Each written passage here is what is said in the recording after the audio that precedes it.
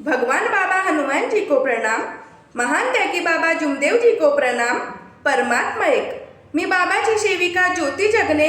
सर्वांना माझा आदरपूर्वक नमस्कार जी। मी प्रचार प्रसार करून तुमच्यापर्यंत हे अनुभव पोहोचवण्याचं काम करते आणि मी तुमच्या समोर एक लाभक्या इथलं अनुभव सादर करीत आहे। आधी सांगितले होते मी तुम्हाला लाभक्या इथलं अनुभव, पण तुम्हाला कळलं नसेल। लाभक्या ह्या गावी गुलाब आणि भगवान हे दोघे भाऊ राहायचे आणि गुलाबच्या पत्नीचे नाव जयश्रीताई होत्या आणि भगवानच्या पत्नीचे नाव कौशल्याताई होत्या। दोघांना एक एक बाळ होतं, छोटं छोटं बाळ होतं, एक एक वर्षाचं बाळ होतं जी। त्यांच्या वडिलांनी दोघ्या भावाच्या नावावर 26 एकर जागा करून दिलेली होती। ते परमात्मा एक मार्गामध्ये होते। त्यांच्या मुख कमलामध्ये भगवान बाबा हनुमानजी होते आणि ते तत्व शब्द नियमाने राहायचे। जयश्रीताई सत्य मर्यादा प्रेमाचं आचरण करायच्या आणि कौशल्याच्या मनामध्ये वाईट व्यसन होतं। आपल्या आपल्या शेतावर गेले 26 एकर जागा होती। एकत्र राहायचे, एकत्र खायचे, पण जी जागा होती ती अलग अलग लावायची। 26 एकर जागा दोघांच्या नावावर करून दिली होती आणि शेतावर गेले जी। मुलांना घरी ठेवले आणि दोघे पण आपल्या आपल्या शेतावर काम करायला बसले। 2 वाजले। 2 वाजेच्या सुमारास कौशल्याताई काय म्हणतात जयश्रीला, अगं जयश्री, माझं बाळ छोटंसं आहे ग आणि 2 वाजले ग, मी आपल्या बाळाला दूध पाजून येते। त्याला भूक लागली असेल तर मी घरचे पूर्ण कामं वगैरे करून शेतावर येणार। जयश्रीताई राहिल्यानं काय म्हणतात, अगं कौशल्याताई, माझं बाळ पाळण्यामध्ये आहे ग, कपाटामध्ये मी दुधाची बॉटल ठेवलेली आहे, तर माझ्या पण बाळाला दूध वगैरे पाजशील ग, पाणी पाशील, जेवण वगैरे देशील आणि त्याच्याकडे थोडं लक्ष देशील ना, मग येशील। जयश्रीताईने म्हटलं की माझ्या बाळाला जेवण वगैरे देशील म्हणून। कौशल्याताई 2 वाजे घरी गेल्या। पाळण्यामध्ये जयश्रीताईचा बाळ होता आणि त्याच्याकडे रागाने पाहायला बसली। थांब म्हणते, मला जेवण करू दे, तुला पार खत्म नाही केली तर माझं नाव कौशल्या नाही। कौशल्या म्हणायला बसली। आपल्या बाळाला दूध दिली, जेवण दिली, आपण जेवण केलं पोटभर आणि तो बाळ पाळण्यामध्ये रडत होता। त्या बाळाला थोडं पाणी तक नाही पाजलं जी। किती कठोर आणि किती वाईट व्यसनाची होती ही कौशल्या। बघा, हा अनुभव नाही जी, हा घडलेला आपल्यावर माझ्या शेवकिनी ताईंना हा प्रचार प्रसारच्या माध्यमातून ऐकायला मिळायला हवं। असं नका करू जी, आणि मी पण नाही कधी करू शकत। बघा, आपण जेवण केलं आणि आपल्या मुलाला पण दिली, जेवण वगैरे केली आणि तो बाळ एवढा पाळण्यात रडत होता, त्याला थोडंसं दूध काय पाणी नाही पाजले आणि जाऊन त्याच्या गळ्याला दाबून त्याला जान मारून टाकले जी, खत्म करून टाकले, दाबून त्याचा गळा घोटले आणि मुलगा मरण पावला। आता काय करू, कसं ह्या बाळाला कुठे फेकू आणि काय करू, कौशल्या विचार करायला बसली। ती परमात्मा एक मार्गाची सेविका होती, पण तिने खूप वाईट केलं जी, असं करायला नाही पाहिजेत होतं। आपली धन दौलत आपली औलाद असते जी, आपला प्रपंच आपला परिवार असते, पण तिला समजलं नाही। वाईट व्यसनाची होती, वाईट गुणाची होती ती, म्हणून तिने तसं केलं। आपल्याला बाबांनी तत्वशब्द नियम दिले आहेत, त्यांचं आपल्याला पालन करायला हवं। तिने गळा घोटले, त्या बाळाला मारले। आता काय करू काय नाही विचार केले। साडीच्या पदरामध्ये त्याला गुंडाळले आणि खाकीमध्ये फसवले। अर्ध्या रस्त्यामध्ये नाला होता, चिखलाने भरलेलं मातीनं नाला होता।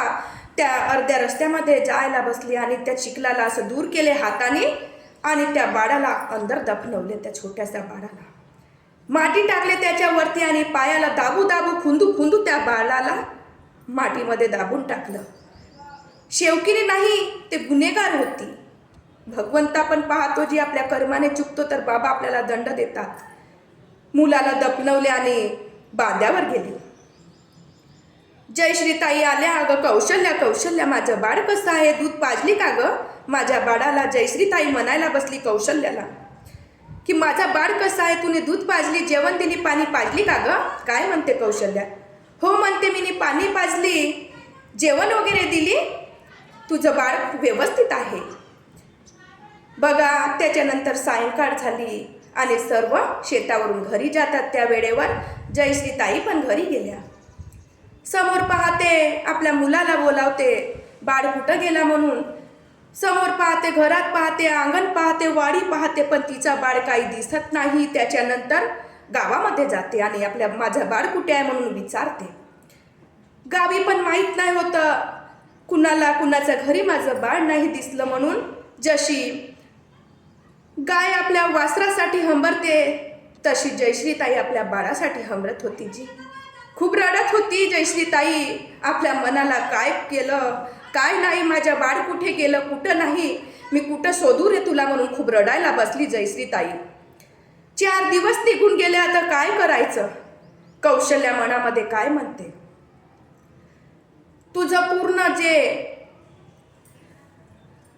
तुझ्या बाळाची तर मी रागची रांगोळी केली मनामध्ये ती म्हणते. ती खूप रडते.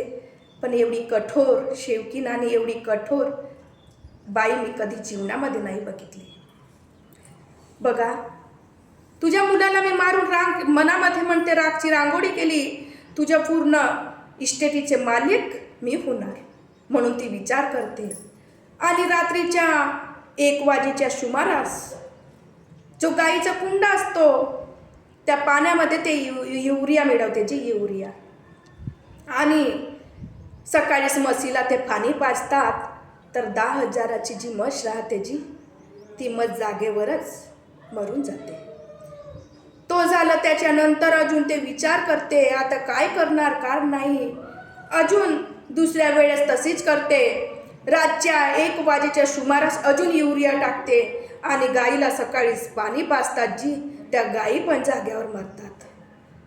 गुलाबरावांनी विचार केलं, माझ्यासोबत असं काय घडत आहे, बाळ गेलं, म्हशी गेले, गाय गेले, आता काय करायचं. बाबाचा दौरा आपल्या घरापर्यंत आणायला पाहिजे म्हणून त्यांनी विचार केलं आणि ते बाबाच्या स्थानी गेले. बाबांना म्हटलं, बाबा असं असं झालं, आता काय करायचं. जसं विदेशचे लोक आपल्याला टीव्हीमध्ये दिसतो तसं बाबांना सर्व दिसतं जी. आता काय करायचं काय नाही विचार केले. बाबा आता समजून गेले, जसं पाय दिलं तसंच की नाही याच्यावर काय आपत्ती आहे काय नाही. बाबांना सर्व दिसत होतं की काय झालं काय नाही. त्याच्यानंतर बाबांनी हो म्हटलं, मी येणार.